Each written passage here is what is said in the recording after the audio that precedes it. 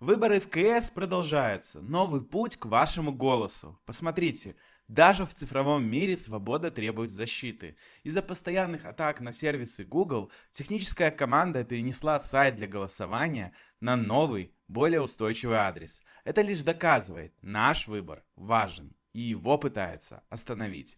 Но мы продолжаем идти вперед. Новая прямая ссылка для вашего голоса тут.